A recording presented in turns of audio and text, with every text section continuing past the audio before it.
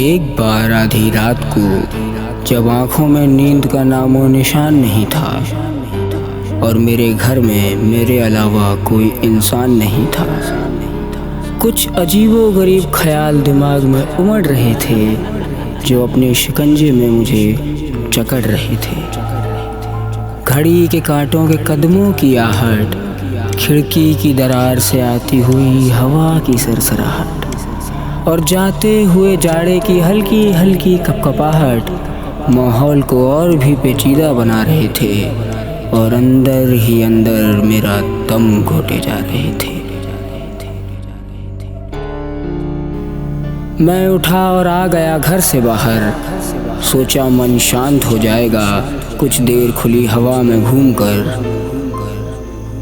घूमते घूमते मैं अपनी कॉलोनी के गेट पर आ गया और उस सुनसान सी रात में आखिर मुझे एक इंसान नज़र आ गया।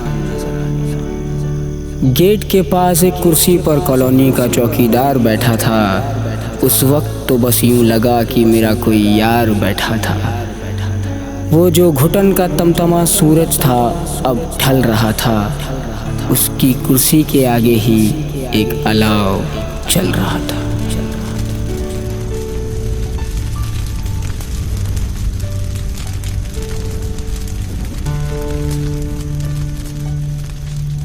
मैं उसके पास बैठकर अपने हाथ सेकने लगा।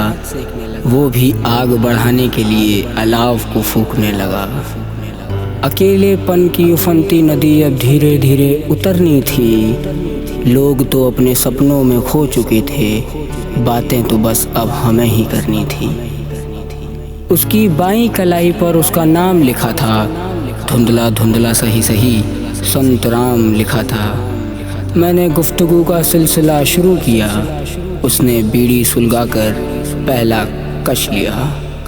अलाव को देखते हुए वो अपने दिल का एक हिस्सा दिखाने लगा और अपने गांव का किस्सा सुनाने लगा। बूढ़े माँ बाप, बिछड़े यार, खेत खलियान, राह देखती बीवी और नन्ही सी तो जान। वो माटी की खुशबू सौंधी सौंधी, हवा साफ ताज़ी, वो माँ के हाथ की रोटी, वो बापू का लाड़, वो बीवी का प्यार। शाम को खेत से लौटकर बच्चों के साथ खेलना, सुख हो या दुख हर हालात मिलकर झेलना। बरगद के नीचे यारों के साथ बैठ गप्पे लड़ाना, सुलगा कर बीड़ी हर फिक्र को धुएं में उड़ाना। भीनी भीनी सी धुंध, कुल्हड़ की चाय, मंदिर की आरती, वो सुकून भरी सुबह मुझे आज भी है पुकारती। अपनों के लिए मैं अपनों को ही पीछे छोड़ आया हूँ साहब, मैं अपना गांव छोड़ आया हूँ। एक हल्की सी सिसकी उसके गले तक आ गई थी और आँख में तो कोई झील सी ही समा गई थी। आँख पोंछते हुए उसने कहा, साहब अपने बारे में भी कुछ बताइए, थोड़ी सी ही बची है रात, यहीं बैठकर गुजारिए। मैं मुस्कुराया और बोला कि तुम्हारे हालात और मजबूरी को मैं अच्छे से समझ रहा हूँ, बस तुम यह समझ लो कि शायद तुम में मैं अपनी ही परछाई देख रहा हूँ। इतना कहने के बाद शायद कहने को कुछ ना बचा था और 2 लाइन में ही वो मेरी पूरी कहानी समझ गया था। आसमान में आहिस्ता आहिस्ता रोशनी बिखर रही थी।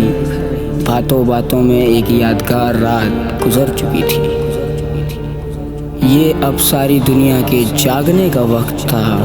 उसके नौकरी से जाने का और मेरे नौकरी पे जाने का वक्त था।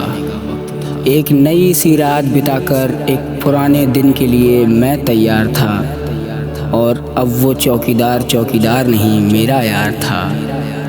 सूरज पूरी नींद लेकर अब जग रहा था। सारे यार तो जा चुके थे मगर अलाव अब भी सुलग रहा था।